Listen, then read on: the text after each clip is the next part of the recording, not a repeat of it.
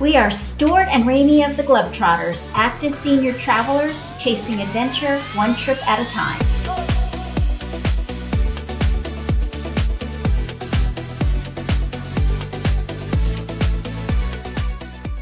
Four generations of family, one unforgettable journey through the wild beauty of Alaska. From a 1-year-old toddler to our 91-year-old great-grandmother, we came together across time, distance, and generations. Our family gathering of 8, ages 1 to 91, ready to embark on the adventure of a lifetime. Kids, parents, a great uncle and aunt, our fun-loving younger uncle, and our incredible great-grandmother. First stop was flying into Seattle, then hustling our way onto the Royal Princess cruise ship. From our balconies, we had a great view of the Seattle skyline from the Space Needle to Mount Rainier. Once we got settled in, it was up on deck to say goodbye to the Emerald City and start our journey to the last frontier. As we cruised past uninhabited islands and rugged shorelines, we couldn't help but feel like we were a tiny boat in a brand new, massive, and stunningly beautiful world. Our first day was spent at sea, so we started exploring the ship. Every cruise line has a piazza or main area where people gather to enjoy music, play games, and even exercise. There are usually a variety of pools to choose from, and nearby you'll find bars, grilled burgers, and pizza eateries, and outdoor seating to take it all in. For entertainment, you'll find theaters, casinos, shops, lounge areas, and a big screen TV. Our trip even included an ice carving demonstration. Every floor has elevators to whisk you up and down. Our ship had laundromats on most floors, making it very convenient for passengers. There are usually higher-end areas with more amenities and privacy, but kids will always find ways to entertain themselves no matter the surroundings. And of course, cruises are known for their dining options. You can book a more formal meal, head to the buffet for endless choices, or keep it casual with grab-and-go options. The beauty is, the choice is entirely yours. Our first stop was Juneau, and the little ones and their parents jumped right into the Alaska spirit with a dog sled ride. It's so cool that dog mushing is actually the state's official sport. The most amazing part was seeing how much the dogs love to run. They're born for it. If you ever do this, here's a tip. Make your reservations early and be ready for lots of hugs and kisses from your new four-legged friends. Next, we explored downtown. There's a great boardwalk that runs parallel to the cruise ship dock where you might catch a glimpse of a friendly neighborhood seal in the bay. We marveled at the Shangukati Kuteya totem pole and the crest of the supernatural thunderbird, white bear, and house lowered from the sun. A helpful tip, don't miss the Gold Belt tram for a jaw-dropping view of the city and the channel. We then hopped on a bus and visited the breathtaking Mendenhall Glacier. There are several easy walking trails that bring you closer to the glacier or right up to Nugget Falls. There's a nice visitor center with a small museum and an indoor viewing area.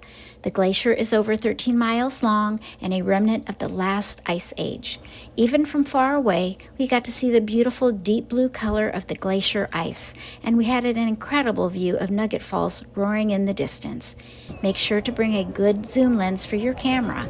It'll help you capture all the amazing details of the ice and falls from far away. To cap off the day, we hopped on a charter boat and went whale watching in the Saginaw Channel. The sights along the way were amazing. Did you know humpback whales were almost extinct? It's awesome to see how many of them are thriving here now. We learned that if you see the tail, they are heading under the surface for a while. Whatever you do, don't just stare at the water. Look all around you. The snow-capped mountains rise around you along with several small islands. The Point Retreat Lighthouse at the north tip of the Hunter Bay State Park is a special treat. And if you're lucky, you might see a few lazy seals or even catch a rainbow. Skagway was like stepping back in time.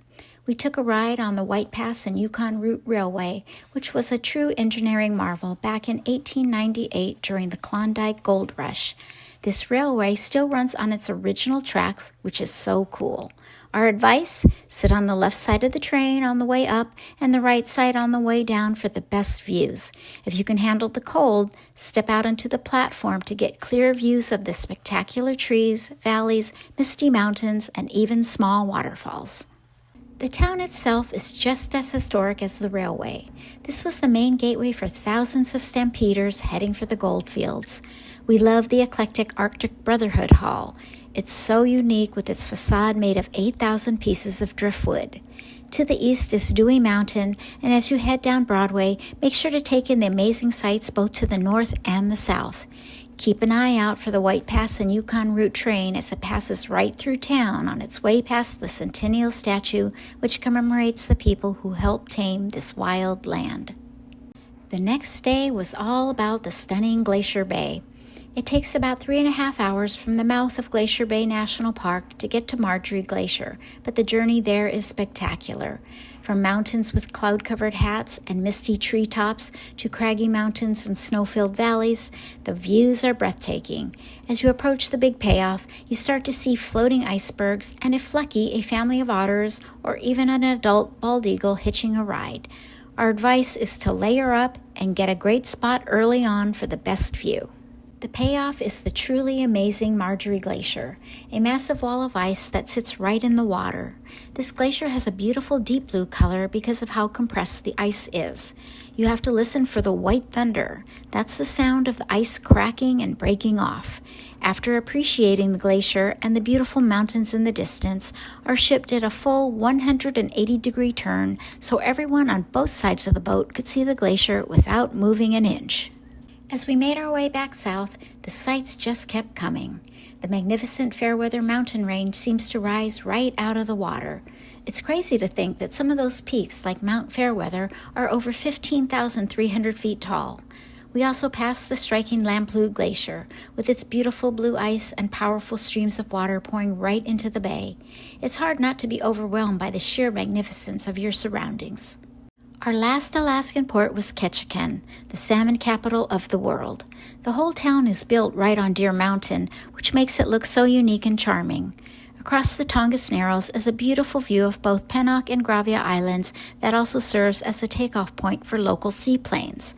Creek Street has a really interesting past. It used to be the red light district, with buildings on stilts rising above the water. Because brothels were not allowed to operate on city land, this clever workaround allowed them to flourish for decades. Next, we headed around Mountain Point to the Alaska Rainforest Sanctuary for a nature hike in the Tongass National Forest, the largest national forest in the U.S. The trees are huge and the moss is so thick and spongy. There are trees you can step into, gobs of old man's beard hanging from tree limbs, and fresh fruit for the pickin'. It's like something out of a fairy tale. A great tip is to keep your eyes peeled for wildlife. We caught a quick glimpse of a retreating baby black bear and a younger bald eagle in full flight. We ended our visit at Totem Park to see how these magnificent pieces of art are created. With no written language, the Haida and Tlingit peoples instead use these colorful and expressive poles to tell stories and record their family histories. It's so unique to see them all in one place. Our advice? Take your time and really look at the carvings on each one. They all have a story to tell. There's even a restored lumber mill filled with cool vintage equipment. We say goodbye to Ketchikan and started a foggy journey south. It was the perfect time to just relax and take in the last moments of our journey. Our last port was in Victoria, Canada. The city has a rich history. It's one of the oldest in the Pacific Northwest. We love the view of Harrison Island and the beautiful Victorian skyline all lit up in the late afternoon sun, and the sunset over the bay was absolutely perfect. A final tip for anyone cruising into Victoria: the Parliament buildings are lit up with over 3,000 lights at night. It's a spectacular sight and the perfect way to end an amazing trip.